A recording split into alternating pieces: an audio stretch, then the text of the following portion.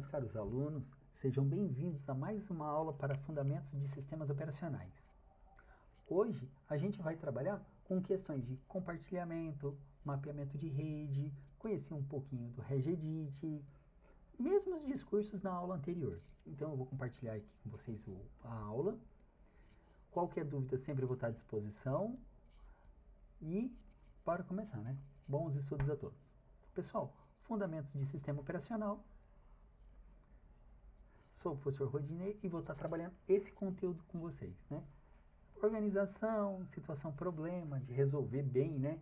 Essas situações, problemas, responsabilidade, enfim. Isso daqui é o que todo mundo pretende, né? Esse é o objetivo desse material. E aqui, pessoal, a gente vai estar trabalhando esse tópico aqui, ó, né? Nessas aulas aqui. Analisar os sistemas operacionais, programas e aplicações necessários para realizar as atividades na área profissional. Sensacional! Então aqui, identificar os sistemas operacionais, softwares e aplicativos utilizados na área, né, de atuação no mercado profissional. Operar sistemas operacionais básicos, né, saber utilizar eles corretamente. Utilizar aplicativos de informática em geral, pesquisar novas ferramentas, utilizar uma plataforma de desenvolvimento de websites. Isso é a próxima rodada, tá bom? No nosso próxima unidade de aprendizagem, a gente vai estar vendo cloud computer, enfim. Então, olha só, fundamentos, os tipos do sistema operacional, características, né? Quais são os tipos? Vocês lembram, pessoal? Aqui eu acho que deu maior complicadinha, dá um nozinho na cabeça da gente, né? A gente falou o quê? Se ele é monousuário, monoprogramável, monousuário, multiprogramável, multitarefa, multiusuário, multiprocessamento, que tem vários processadores, né? Acessar o sistema operacional remotamente. Então, aqui a gente vai trabalhando com isso. Pessoal, aqui a gente vai entrar num assunto que não é muito comum a gente ver na internet, no YouTube, né? A gente não tem muito essa sequência aqui, ó, de inicialização de arquivos e registros. A gente não tem isso. Olha só, a gente tem um objeto que se chama assim, ó, registro do Windows, muito conhecido como Regedit. E esse Regedit, ele trabalha com chaves, ó, que aqui, ó, chaves. E tudo que você tem instalado no seu computador é localizado no Regedit. Até o papel de parede que você está usando atualmente, ele tem o registro no Regedit para estar funcionando. Se ele não tiver, ele não funciona corretamente, tá bom? Então, olha aqui. Os arquivos de registro do Windows são uma parte importante do processo de inicialização do sistema operacional. Esses arquivos são identificados pelos nomes específicos que começam com key, conforme apresentado na figura aqui. Vamos dar uma olhadinha na figura aqui, ó. Key class root, usuário atual, users, máquina, configuração ativa. Então, olha aqui. Seguindo pelo nome do local, né? Seguindo pelo nome do local do sistema sob seu controle. Então, cada chave ela tem um controle de outras subchaves que controla uma determinada atividade. Existe uma diferença muito grande para usuário e usuário local e configuração do usuário ativo. Qual a diferença? Que quando você tem o usuário atual, a alteração é feita em quem está usando.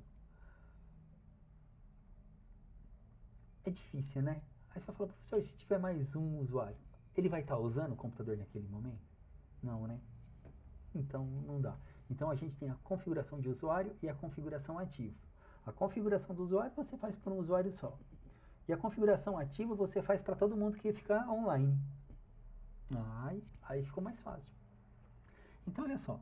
Cada configuração do Windows, desde a mudança do plano de fundo da área de trabalho, cor dos botões, tela, até licença de aplicações, são armazenados no Regedit. Ou seja, ele guarda tudo. Quando um usuário faz a alteração da configuração do painel de controle, as associações dos arquivos, política de sistema, instalação de novos programas, né, são alterações feitas no Regedit também. Cada conta de usuário possui uma seleção, né, uma seção dedicada a esses registros. Durante o processo de login do Windows, né, quando ele inicia as configurações dos sistemas presentes no registro, são acessados para o quê? Reconfigurar o sistema do usuário. Os registros também são responsáveis por gravar a localização em um arquivo DLL. É por isso que existe esse monte de DLL no computador, né? Arquivo de DLL é uma biblioteca. Qual é o nome dessa DLL? Dynamic Link Library, biblioteca de link dinâmico. Um arquivo DLL consiste em um código de programas que pode ser utilizado por diferentes aplicações para executar tarefas comuns. Então, olha só, uma DLL consiste em um código de programas que podem ser utilizados por diferentes aplicações para executar tarefas próximas. Então, essa DLL, pessoal, ela vai ter aos montes no nosso computador. O problema é quando você apaga um programa, ele apaga uma DLL. E se essa DLL for utilizada por outro programa? Aí o programa começa a dar ruim, né? Com o resultado, os arquivos DLL são muito importantes para a funcionalidade do sistema operacional e para todos os programas que usuários venham a instalar. Computadores mais novos, quando você instala um programa, ele não remove a DLL. Aí você tem que usar um CCleaner, uma outra ferramenta de manutenção no sistema operacional para ver esses arquivos que não estão associados a lugar nenhum. Para garantir que uma DLL possa ser localizada pelo sistema operacional ou por um programa, ele deve ser registrado. Normalmente, uma DLL é registrada automaticamente durante o processo de instalação. Esse registro, pessoal, é feito aqui dentro, no Regedit. Pode ser necessário que o usuário tenha que registrar manualmente uma DLL por problemas de algum problema na instalação. Registrar uma DLL mapeia o caminho para acessar o arquivo, tornando mais fácil para o programa localizar DLLs necessárias. Para registrar uma DLL no Windows, use o prompt de comando iniciar regedit nome do arquivo.dll. Meu Deus, isso é difícil demais, né? Ele está dando um caminho. Então, pessoal, vamos conhecer a chave e o que é que faz cada chave dessa. Pessoal, vamos ver as chaves de classe da raiz, né? Contém informações sobre extensões de arquivos. Contém informações sobre quais extensões de arquivos mapear uma aplicação específica. Usuário corrente. Contém informações como configurações de desktops históricos relacionados atual ao PC. Então, olha só. O usuário que está usando o computador naquele momento. Contém informações de como configuração de desktops históricos relacionados ao usuário atual do computador. O que é importante você saber que esse current user aqui, olha só, ele é o usuário atual. Key users. Contém informações sobre todos os usuários que conectam a um sistema. Então, quando você cria o usuário, a gente vai criar usuários, tudo bem? Para você ver qual é a diferença. Contém informações relacionadas aqui, ó, àquele usuário. Aí existe uma outra chave que é bem mais legal, chamada local machine. Contém informações relacionadas a todo o hardware e software do computador. Configuração corrente. Contém informações relacionadas a todos os dispositivos ativos de um sistema. Configuração corrente. Contém informações relacionadas a todos os dispositivos ativos no sistema. Tipo, quando você instala uma impressora, aonde que ele vai? Para o Regedit. E ali ela é registrada que ela pode ser utilizada normalmente. Pessoal, a gente vai entrar num assunto aqui que depois da virtualização ele deixou de existir. mas está aqui, vamos dar uma olhadinha nele. Multiboot. Quando você liga um computador, ele tem um processo de boot, né? É um sistema bootável.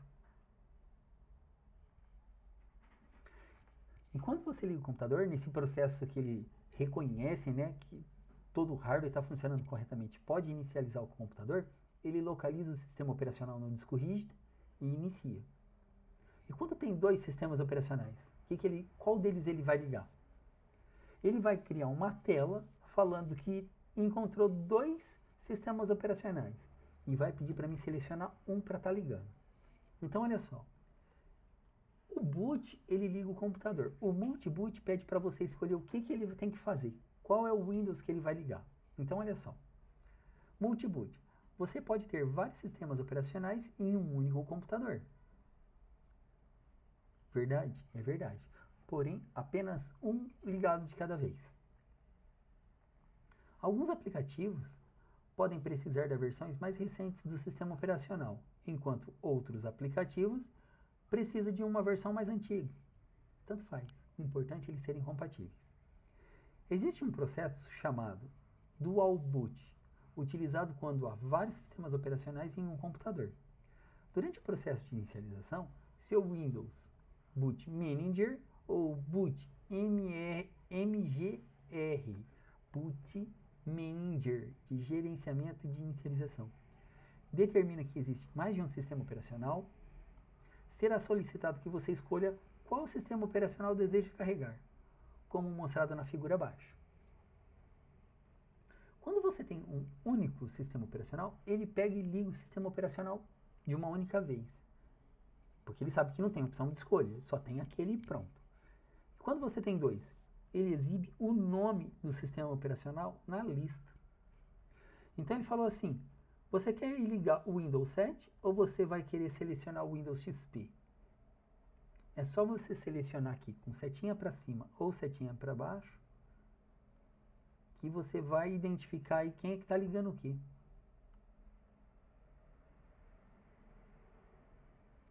Então você pode escolher o Windows 7 ou o Windows XP. Ele liga normalmente. No nosso caso aqui nas aulas, eu estou usando virtualização. Então vocês sempre vão pegar o Windows ligado, né? Vem aqui comigo. Para criar um sistema de dual boot no Windows, o disco rígido deve conter mais de uma partição. O sistema operacional mais antigo deve ser instalado na partição primária ou no disco rígido marcado como partição ativa. Olha só. O sistema operacional mais antigo deve ser instalado na partição primária. Você sempre vai instalar o Windows na partição primária. Ou no disco rígido marcado como partição ativa. Porque quando a gente instala o Windows numa partição marcada como ativa, é ele que ele vai estar ligando. A partição ativa sempre vai ter um sistema operacional. Instale o segundo sistema operacional. Instale o segundo sistema operacional na segunda partição do disco rígido. Não precisa mais de ser na primária. Qualquer partição, até mesmo numa pendrive. Mas o primeiro Windows, ele tem que ser instalado na partição ativa. Quando você chegar for trabalhando com discos e não tem sistema operacional, ele cria a partição e deixa ativa para ligar o Windows. Quando você formata um computador, ele já formata, mas aquela partição ela é marcada como ativa. Então ele formata e instala o Windows ali mesmo. O fato dele instalar o Windows já marca como ativo. Mas você pode desmarcar, tá? Só para constar. É por isso que existe essa parte ativa.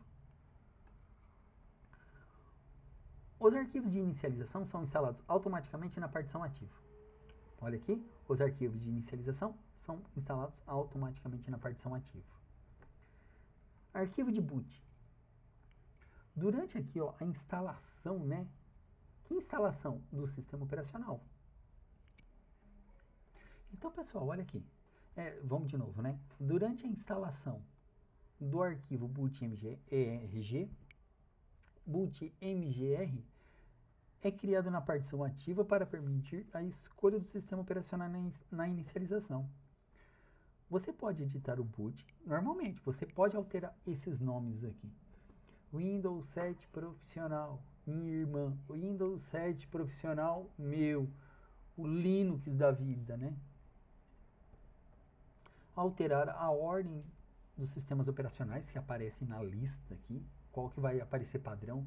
Porque aqui, pessoal, pensa assim. Ele seleciona o Windows 7.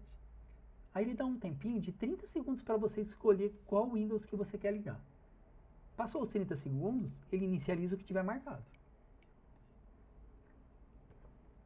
Você também pode alterar o período de tempo de espera durante as fases de inicialização, utilizando para selecionar o sistema operacional. É aquilo que eu falei. Normalmente o tempo de espera é de 30 segundos.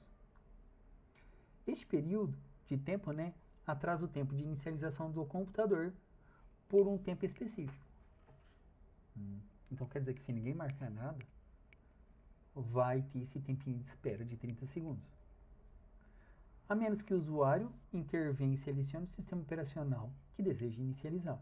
Se o disco estiver apenas no sistema operacional, altere o tempo, né, de 5 para 10 segundos, agilizando assim o processo. Porque quando está ligando, né, pessoal, é só selecionar e pronto. No Windows XP, existe o arquivo boot.ini. Tem a mesma função como o arquivo, né, boot.mgr. Para alterar o tempo de exibição dos sistemas operacionais, o seguinte caminho. Pessoal, não recomendo você fazer esse caminho aqui não, tá bom? É bom você só saber que existe essa opção de múltiplas inicializações do sistema operacional. Pronto, e acabou. Essa segunda parte aqui, pessoal,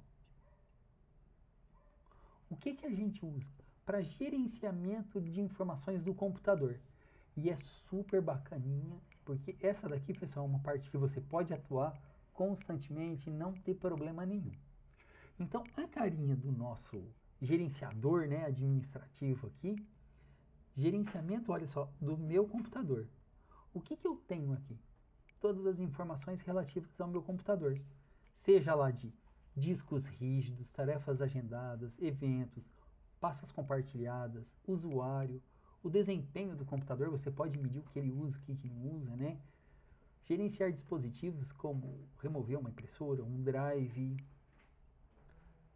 Esse repositório de discos rígidos é esse aqui, ó, disco 0, 60 GB. Você tem reservado 40 GB para o sistema operacional e 19 GB aí, ó, de backup F. É o que a gente vai ver hoje, é a nossa cruzadinha. Você também tem um drive de CD, que está aqui. Se você colocar uma pendrive no seu computador, ela vai aparecer aqui nessa fileira, disco 0, disco 1, disco 2, disco 3, CD1, DVD, tudo aqui. Então aqui, pessoal, olha só. Para acessar o gerenciamento, né, de discos do Windows 7, do Windows XP, do Windows 10, são todos iguais essa carinha, tá bom? Isso não muda. Porque isso daqui, pessoal, por que não muda? Porque é uma ferramenta administrativa. Aí ele está falando assim, ó. Clique no botão iniciar, aí ele vem no passo a passo aqui. Onde que está isso tudo aqui? Tudo isso aqui, pessoal, ele está mostrando como a gente acessa esse gerenciamento de discos. Mas até aí, basta você fazer o quê? E aqui, pessoal, nessa estrutura de diretórios, olha só, e atributo dos arquivos. O que é importante você saber aqui? Como que se cria, né? A ideia é você saber que ele existe. Então, vamos lá. No Windows, os arquivos são organizados em estrutura de diretórios. A estrutura de diretórios é projetada para armazenar os arquivos do sistema, arquivos do usuário e arquivos de programa. Então você tem três categorias bem distintas, né? Arquivos do sistema operacional, arquivo que você faz e arquivos de programa. Quando você instala um programa, ele cria os arquivos do programa. Quando você cria um documento, um currículo, uma apresentação, ele cria arquivos do usuário. E arquivos do sistema é do sistema operacional. O nível raiz da estrutura de diretórios do Windows, né? A partição é geralmente rotulada como a unidade C. Quando você formata um disco, ele cria o C, dois pontos, a unidade C. Professor, por que não tem o A e o B? Você tem um disquete A, que não usa mais, B, que você também tinha o disquete, depois você tinha o C, que era o disco rígido, e o D, que é as unidades de CD e DVD. Contudo, você pode alterar todas as unidades, menos a unidade C. Essa você não pode mexer. Essa é onde tem a partição ativa e o caminho para ligar o Windows. A unidade C contém um conjunto de diretórios padronizados, chamados pastas, para sistema operacional, aplicativos, informações de configuração, arquivos de dados. Diretórios podem conter subdiretórios, ou seja, uma pastinha dentro de outra pastinha. Uma pasta ela tem o nome de diretório, né? Subdiretórios são comumente chamados de subpastas. Após a instalação inicial, quando você instala o Windows, você pode instalar a maioria dos aplicativos e dados em qualquer diretório que você escolher. O programa de instalação do Windows cria um diretório que tem finalidade específica. Claro, você está instalando o Windows, o que ele cria? Um diretório com o nome de Windows. Na prática, a gente vai ver, daqui 10 minutinhos a gente já começa. Vamos só finalizar esse conteúdo. Tais como armazenamento de fotos, arquivos, músicas. Quando os arquivos de um mesmo tipo são salvos em um diretório local, fica mais fácil de encontrar. Todas as músicas ficam no diretório de músicas. Fotos ficam no diretório de fotos. Documentos, documentos. Vamos ver o que tem de nota aqui? O que é uma nota, né? Uma informaçãozinha importante para você saber. É uma boa prática armazenar os arquivos em pastas e subpastas, em vez de armazenar na raiz de uma unidade. Claro, na raiz da unidade a gente só tem informações do sistema operacional. Mapeamento. O que você consegue fazer? Um mapa das unidades. Nossa, super bacana. Mapeamento de unidade. No Windows, as letras são usadas para nomear discos físicos ou lógicos. Este processo é chamado de mapeamento de unidade. Um computador com Windows pode ter até 26 unidades físicas e lógicas, pois há 26 letras no alfabeto inglês. As unidades A e B têm sido tradicionalmente reservadas para a unidade de disquete e a unidade C reservada para a partição primária do Windows, ou seja, a partição ativa. É o que eu falei, né? Isso daqui, pessoal, eu aprendi há 20 anos atrás, 30 anos atrás, sei lá. No mesmo curso que vocês estão fazendo hoje, eu aprendi isso. E hoje a gente ensina isso ainda na faculdade, nos técnicos, no profissionalizante. Por quê? Porque isso não muda. No Windows Vista, ou no Windows 7, você pode ativar as unidades A e B para outros volumes, caso você tenha uma unidade de disquete. Caso você não tenha unidade de disquete instalado, né? Uma unidade ótica é tradicionalmente rotulado com a letra D. O número máximo de unidades adicionais depende do hardware do computador específico. Então, moçada, ixi, Nossa Senhora. Eu vou ver se eu consigo mostrar. Pelo menos eu dou um screen aqui. Opa. Peraí. Eu vou pegar um outro computador que eu tenho aqui e tentar dar um screen na tela para mostrar para vocês uma unidade que está desconectado. Mas não tem problema. Se conectar bem. Se não conectar, eu mostro no meu mesmo. Então, pessoal, aqui, para ir no reta final dessa teoria, né? Montando volumes. Como que a gente monta um volume? Conectando. Quando você insere uma pendrive no seu computador, o que acontece? Você monta o volume. Com os sistemas de arquivos NTFS, você pode mapear unidades e redes para uma pasta vazia em um volume. Isso é chamado de unidade montada.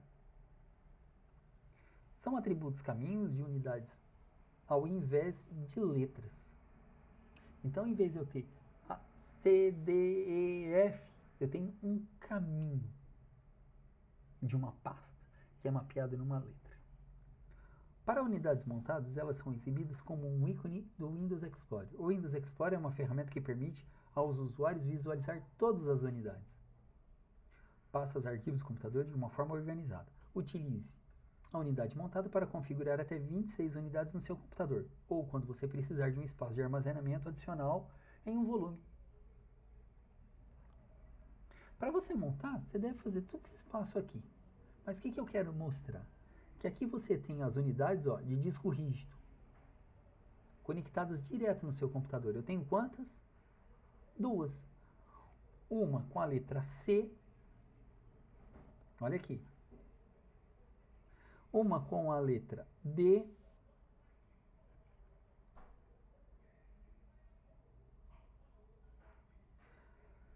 Outra com a unidade F. Professor, cadê a E? Ah, não tá. Por quê? Porque não foi selecionada, né? A letra I e a letra Z. O que você tem que entender, isso aqui é um endereço de rede. Esse 10.10.1.118.39 é um endereço utilizado na rede de computadores local. Na minha casa, eu uso o padrão de 192. Então, aqui, pessoal, esse daqui é super legal, User Profiler, user profiler %. O que é isso daí? É o usuário ativo. Ele chama o usuário ativo. Olha as configurações do usuário ativo. Então aqui você tem área de trabalho, contato, documento, download. Eu não informei o nome do usuário. Eu simplesmente pedi para informar quem é o usuário ativo. Em sistemas de 32 bits, os programas geralmente são instalados na pasta arquivo de programa. Em sistemas de 64 bits, os programas são geralmente instalados em arquivos de programa, enquanto 32 bits, 86. Você tem duas diferenças de estrutura, 32 bits e 64 bits. Quando você instala um programa em 32 bits, ele vai para a pastinha arquivos de programa. Perfeito. Quando você tem um computador de 64 bits e instala um programa, ele vai para pastinhas de arquivos de programa. Até aí é normal, né, gente? Quando você instala um programa. E quando você tem programas que não são compatíveis, como instalar um programa de 32 bits, né, para um computador de 64 bits. O que ele vai fazer? Ele vai criar uma outra pastinha chamada Arquivos de Programa 86. Xfree 86, está aqui. Eu vou mostrar isso para vocês também. Os arquivos de uma estrutura de diretórios atendem a uma convenção de nomenclatura do Windows, tá? É permitido no máximo 255 caracteres. Caracteres com barra invertida não são permitidos. Arroba, interrogação não são permitidos. Uma extensão de 3 ou 4 letras é adicionada no arquivo final, tipo doc e docx. Os nomes de arquivos são case sensitivo. Maiúscula e minúscula faz toda a diferença. Então, pessoal, aqui a gente termina todo esse nosso conteúdinho mais teórico aqui, que é super importante para vocês. E depois, agora, a gente vai estar entrando em partes práticas. Vamos lá? Então, eu vou fechar tudo aqui e vem comigo. Então, pessoal, vamos abrir a nossa máquina virtual aqui. Deixa eu só me desvencilhar desses fios aqui, porque é um monte de fio. E olha que é tudo sem fio aqui em casa. Então, pessoal, primeira coisa, acessar nossa máquina virtual, tudo bem? Então, eu vou inverter as câmeras aqui. A câmera, não falo câmera, né? Inverter as cenas, né? Colocar no modo normal de aula. O que a gente vai fazer? Na nossa máquina virtual aqui do Windows XP. Show de bola. Moçada, o que eu tenho que mostrar para vocês? Primeira coisa, o que é o regedit? Como que eu chego no regedit? Eu venho aqui no iniciar, executar ou na lupinha do seu Windows e digito regedit. Aqui eu tenho todas as chaves do meu computador. Olha só. Classe root, corrente users. Aqui, ó, pessoal, tem todas as informações Microsoft dos usuários que estão aqui, ó, logados. Windows, vamos dar uma navegada aqui, né? Corrente version. O que eu vou ter aqui dentro? É coisa que não acaba mais, né? Internet. Configurações da internet. Olha que coisa. O que a gente consegue fazer aqui, pessoal? A gente consegue, olha só, exportar. Internet. Perfeito. Não era bem internet, né? Windows. Vamos lá, exportar. Com o nome de Windows. Então aqui, pessoal, nada mais é do que isso aqui. É melhor nem ficar muito por aqui, porque aqui dá ruim. Aqui, quando você apaga uma pastinha ou uma chave dessa, tem a opção de excluir, né? Aí dá ruim mesmo. Configurações dos usuários.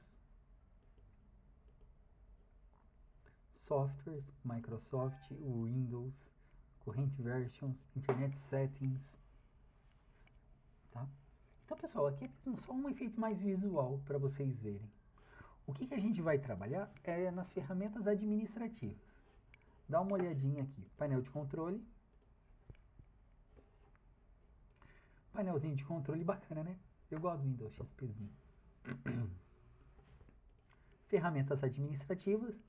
Aqui tem esse ícone, ó. Gerenciamento do meu computador. É nele que eu faço todas as alterações, tudo bem? Então vamos entrar nele para vocês verem a carinha dele. Tá aqui. Igual estava no nosso material. Lógico, né? Lá tá falando de desempenho. Aqui tem logs de alertas de desempenho. Mas no geral, a ferramenta é essa. Então desse lado esquerdo aqui, eu estou no computador local. Ferramentas de sistemas. O que nós temos? Aplicativos. Tudo que a gente faz, aplicativo que abriu, fechou, o tempo que ficou aberto, é tudo registrado aqui. Olha aqui. Avisam de Windows aqui, ó.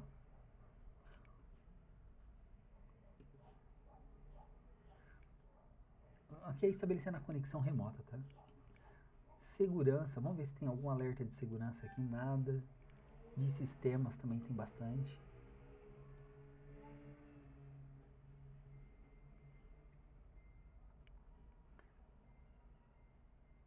Se você for olhar, eu comecei a usar ontem, né? Só tem registros aqui do dia 14 e do dia 15. Pastas compartilhadas.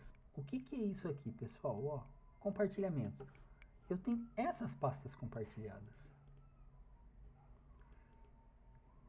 Eu consigo, olha só. Aqui eu não consigo interromper, tá? Mas, por exemplo, o que é essas mãozinhas? Deixa eu ver se eu consigo exibir ícones grandes. Pode observar que aqui dentro existe uma mãozinha, olha só, segurando o disco. Essa mãozinha está falando o quê? Que existe um compartilhamento. Compartilhamento administrativos, CIE compartilhado, endereçamento IP compartilhado, sessões. Quem que eu tenho conectado na minha máquina? Né? Ninguém, porque senão teria uma sessão aqui. Quais arquivos que estão abertos nesses compartilhamentos? Nenhum, porque senão estaria aqui. Aqui embaixo, logo mais abaixo, eu tenho os usuários. Windows XP, 2 usuários desativados, o convidado e o administrador. Grupos de trabalho. Não tenho ninguém associado a grupos, mas os grupos existem, tá bom? Como que eu crio um usuário novo? Com o botão direito, novo usuário. O que você precisa de informar? Nome completo. Professor de tecnologia. Opa, usuário. Nome do usuário, né? Professor. Nome completo. Professor de tecnologia. Aulas no formato remoto. Qual a senha? 1001. 1001. O usuário deve alterar a próxima senha. A senha no próximo login. O usuário não pode alterar a senha nunca morre, ela nunca expira, né? Conta desativada. Então vamos falar que o usuário deve alterar a senha no próximo logon. Fechei. Olha aqui, a continha chamada professor com a senha 1001. Aqui você também encontra, ó, logs de alertas. Log do computador. E alerta. Nossa, não recebi nenhum log de alerta. Nada. Nadinha, nenhum. Daqui a pouco a gente... É que eu também não tenho nada instalado, né? Pessoal, e quando a gente cai no armazenamento aqui, olha só. A gente cai naquela mesma janelinha que eu mostrei para vocês, ó. Aqui eu tenho a unidade C de 14 GB e a backup de 5 GB. Para que a gente usa essa daqui? Para guardar arquivos. Ela é compartilhada na rede. Então, pessoal, só observa. Então, né, moçadinha, essa daqui é a carinha do nosso gerenciador do meu computador. Tudo que eu precisar de fazer, eu vou encontrar dentro dessa ferramenta aqui. Super legal, não é? Então, pessoal, o que a gente vai fazer agora? Trabalhar os mapeamentos, compartilhar pastinhas, criar pastinhas. Você vai ver que fantástico que é. Eu vou deixar aqui só para a gente ver os acompanhamentos, tá bom? Então, vamos lá. Opa. Vou aqui no meu computador. Olha que sensacional. Essa unidade inteira, ela está compartilhada. Como que eu sei? Por causa da mãozinha. Como que eu acesso esse computador? Através do nome dele. Qual que é o nome? Aqui, ó, vou ter que mudar para o idioma inglês, tá, pessoal? Ó, barra invertida, Windows XP. Olha o que ele fala aqui. E dois pontos compartilhado. Este nome aqui, olha só, E dois pontos backup, né? É a unidade de disco. Se eu voltar aqui, olha só. Gerenciamento de discos. Vocês estão vendo onde tem o E? Que é o E, backup, E. Alterar letra de unidade e caminho. Eu vou alterar para a letra R de Rodinei. Sim. E pronto.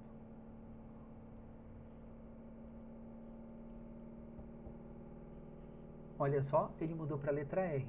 Então, se eu voltar no meu computador aqui, virou R de Rodinei. Olha que sensacional.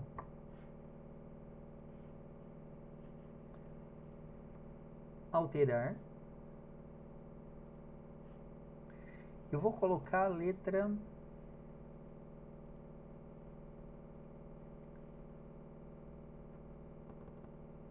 Olha aqui.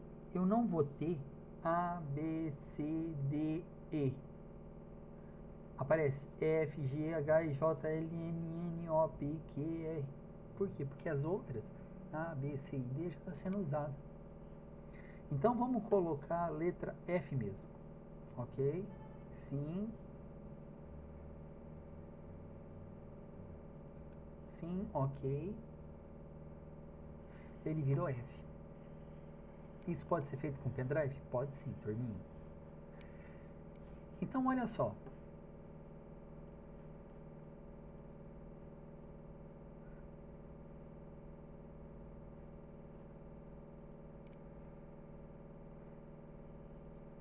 Tá aqui. Se eu vim aqui em pastas compartilhadas, seção,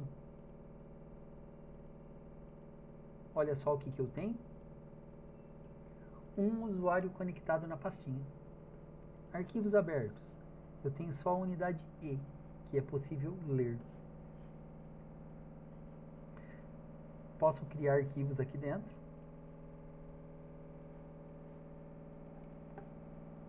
Olha só. Fechar e abrir de novo, pessoal. F. Eu posso acessar por este caminho aqui ou pelo localhost, que é o Windows XP. Aí aparece assim, E de backup. Se você clicar aqui na frente, ó, mapear unidade de rede, o que ele vai fazer? Mapear com a letra Z, concluir.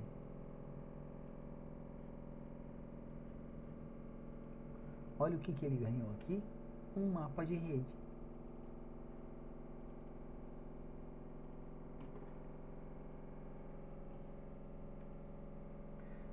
E de um outro computador, professor, como é que você acessa? Tudo bem. Eu vou pegar aqui, pessoal, para mim tentar mostrar para vocês aqui como é que a gente faz isso.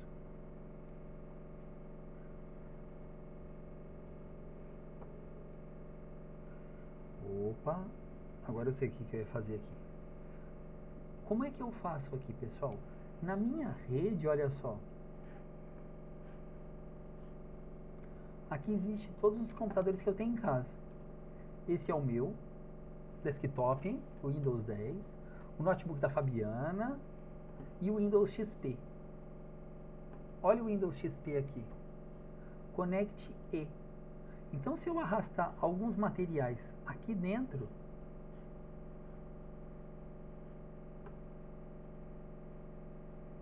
olha só, de dentro do meu computador eu estou arrastando. E a hora que eu voltar para o Windows XP, olha o que vai ter aqui. Todos os meus arquivos estão sendo guardados aqui dentro. Vai falar que isso não é fabuloso? Vai falar que isso não é fabuloso? Poxa, professor, que legal. Eu tenho na rede aqui, eu não sei se vai aparecer. Mas se tiver, a gente tenta mostrar. Exibir conteúdos, olha.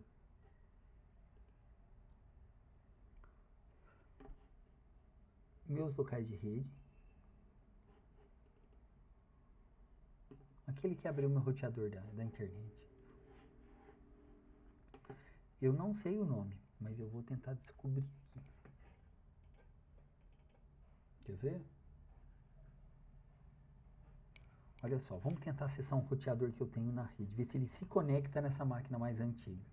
O nome dele é Airport, tracinho Extreme. Vamos ver?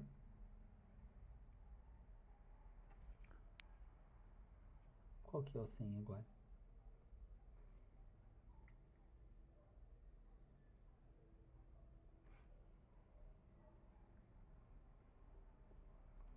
A senha eu sei, mas e o nome?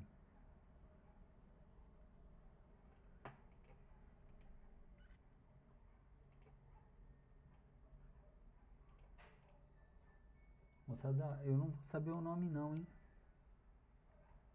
Será que é Time Machine? É, foi. Olha que bacaninha. Vamos mapear essa unidadezinha de rede? Vai ser Y. Então, olha aqui, pessoal. Meu computador, eu tenho dois mapas de rede. O Time Machine, que não está no meu computador, ele está num outro dispositivo mais afastado de mim. E ele tem, olha só, tamanho total 2 TB e 1 TB livre. Eu dou 2 cliques e eu acesso tudo que eu tenho nele. Instaladores, web, útil, todos os meus arquivos estão aqui. Aqui, pessoal, é possível organizar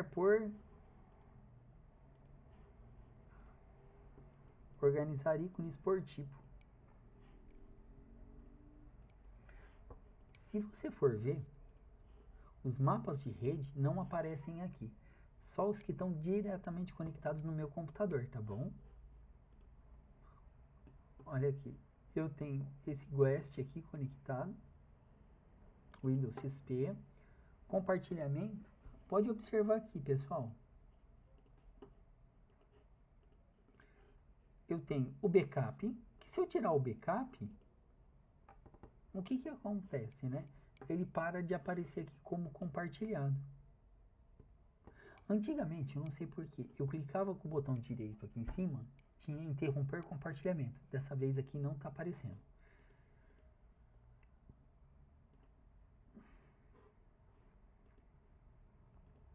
Aqui eu tenho usuários locais.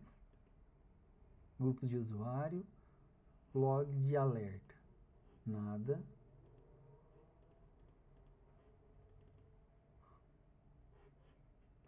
Só aparece um. E depois esse erro que gerou, né? Então, turminha, a ideia é vocês começarem a criar pastas e compartilhar. Professor, como que eu compartilho uma pasta na rede? Olha aqui comigo.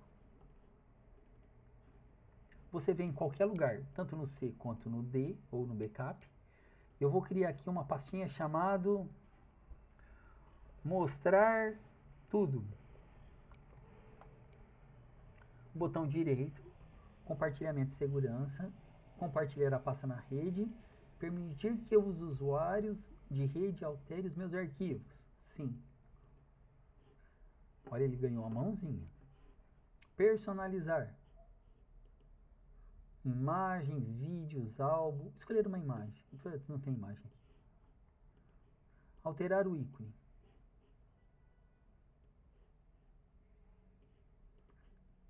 Pronto.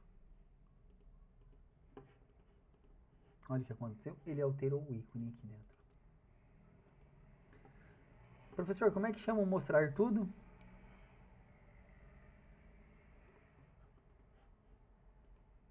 Olha só, aparece o mostrar tudo aqui. E quando eu remover daqui, pessoal, eu não estou removendo do meu computador. Eu estou removendo da onde? Do computador de origem. O meu só está fazendo a leitura, né? Ó, move to trash. Ah, tá usando. Olha só. Deletar, move to trash. Sim, pode apagar. Ó, a operação não pode ser completada, porque mostrar tudo ainda está em uso. Tá bom. Ah, tá bom. Então, se eu pegar aqui, olha só. Move to trash. Apaguei. Em algum momento aqui, pessoal, Ah, tá, ó. Mostrar tudo. Ejetar.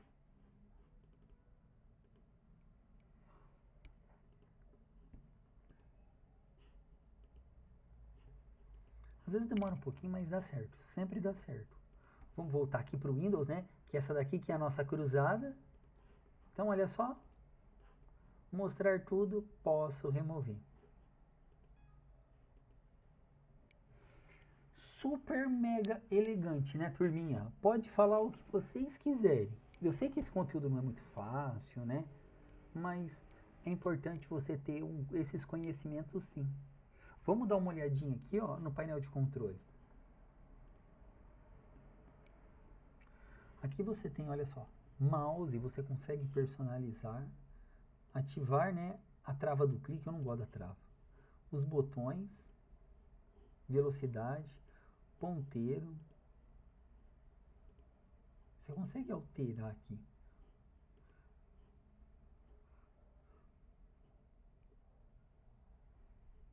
Grande. Pronto. Contas de usuário. Aqui vai ter uma conta, ó. Professor do curso técnico. O que eu posso fazer com essa conta? Excluir. Ele vai falar assim, manter os arquivos ou excluir o arquivo? Pode excluir o arquivo também. Alterar a conta, criar uma conta, alterar a maneira que os usuários ligam e desligam esse computador. Usar telas de boas-vindas. Pronto. Ficou mais fácil.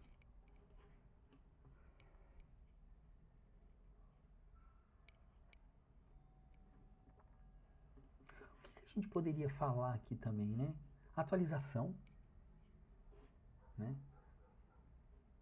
Fazer download de atualizações para mim, sim. Como é que eu faço manualmente, turma? Clicando aqui, ó. Windows Update. Acabou o suporte, né? Ele não atualiza mais. Já era.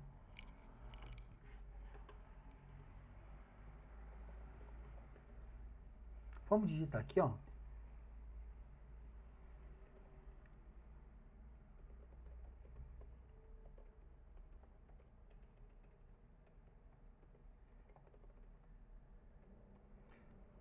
Que é o meu Windows. Ó, ele não permite mesmo essas conexões.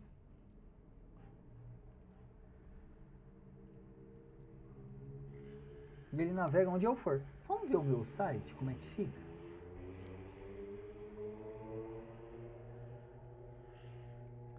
Nossa, ficou bem bagunçado, né?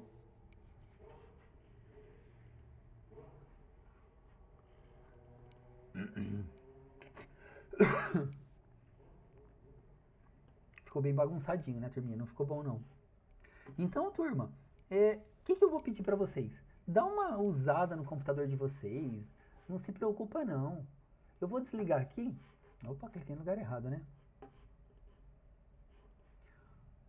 Vou apagar também essa conexão aqui, ó, que eu acabei realizando. Mas não foi na aula, foi na aula de servidores, né? Painel de controle. Então, pessoal, super mega importante. E se eu não quiser mais utilizar esses mapas de rede, o que eu faço?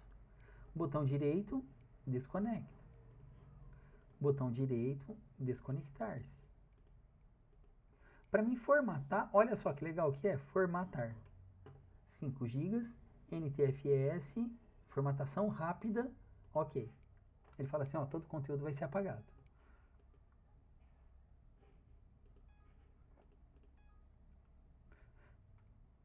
Fecha, ele quer que feche tudo que está sendo usado. O que mais que a gente tem aqui? Pessoal, acho que não está sendo usado nada, né? Não, não tá.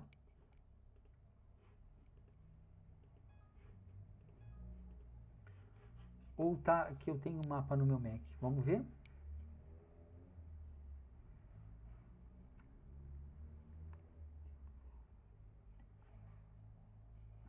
Backup, ó, tá sendo usado, ó. Ejeta.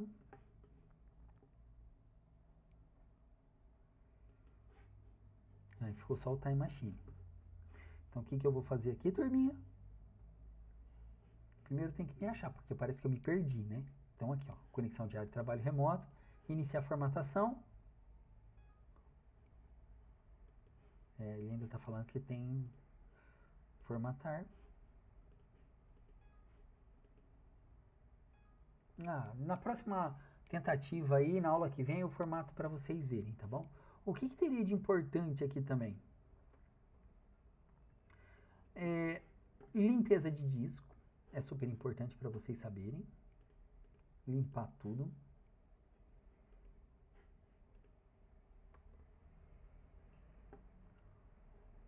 Ferramentas. Essa ferramenta ScanDisk, ela procura erro no disco. Desfragmentação faz o quê?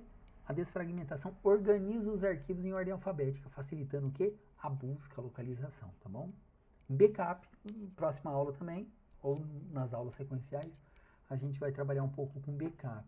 Hardware, tá falando qual é a marca, né? VirtualBox Hardware Disk. Compartilhamento. F. Opa, desculpa, acabei clicando aqui. Cota. Pessoal, essa cota, ela é super legal. Porque você habilita o limite máximo de quantidade de informação que a gente vai guardar aqui dentro. Ativar o gerenciamento de cotas. Negar espaço em disco para o limite de cota excedido. Pode marcar.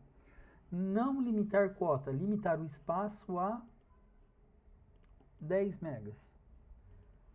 Notificar. Limite de espaço em disco, definir o nível de notificação. Com 5 MB. Com 8 MB, eu já vou falar, olha, o espaço está acabando. Registrar o evento quando limitar. Registrar o evento quando o nível de notificação exceder. Entradas de cota. Aqui todo mundo está ok, porque só eu que estou usando. E eu não copiei nada para cá. Sim. Está aplicado. É muito legal isso daqui. Porém, na rede, né, se você tiver uma foto de 10 MB, você não transfere. Por quê? Porque aqui ficou pequenininho, né? Então, desmarca tudo. Pronto. É muito legal. Vamos ver se eu consigo formatar agora?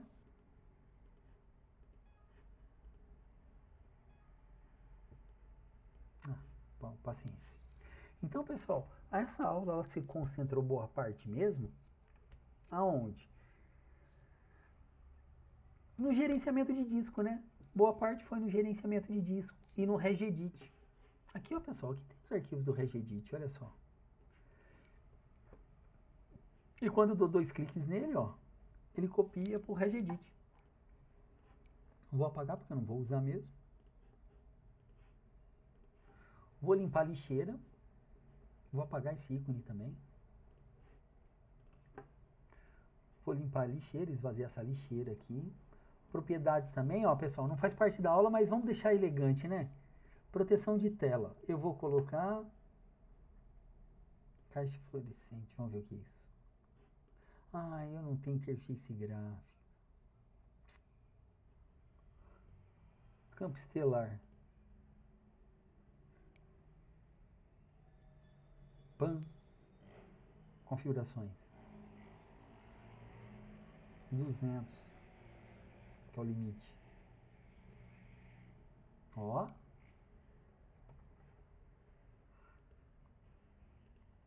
Curva de Bézier.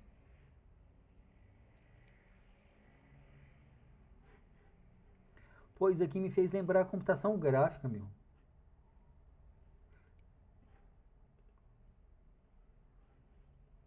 Então vai, Ninho. Pronto. Aparência. Prateado.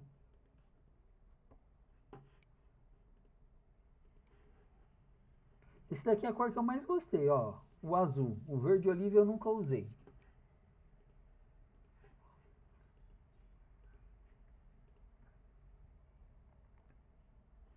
Então, moçada, eu vou desconectar aqui porque eu não tenho mais o que fazer.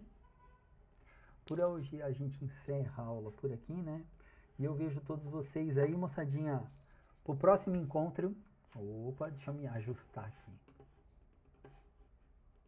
Pro próximo encontro, tá bom? Então, muito obrigado pela participação. Sempre que você precisar de alguma coisa, eu me coloco à disposição de vocês. E eu acredito que logo, logo a gente se vê pessoalmente, né? Eu acredito. Bom, apesar que eu acredito nisso, já faz 3 anos. Desde quando começou a pandemia, eu sempre quero voltar na semana seguinte. Os alunos que entraram na pandemia já estão se formando e a gente não se conhece pessoalmente. Um aluno me falou isso ontem à noite. Tudo bem que ele é da ETEP, ele é lá de São José dos Campos. Ele falou assim, professor, estamos se formando esse ano, hein? Eu falei, nada, que você não vai conseguir e tal. Aí ele, não, professor, não faça maldade comigo, não. Porque ele tem nota boa. Não, mas eu não ia falar isso para quem tem nota ruim, né? Eu só falo para quem tem nota boa. Turma, obrigado pela participação. Um forte abraço a todos. Fiquem com Deus e até a próxima aula. Encerro por aqui.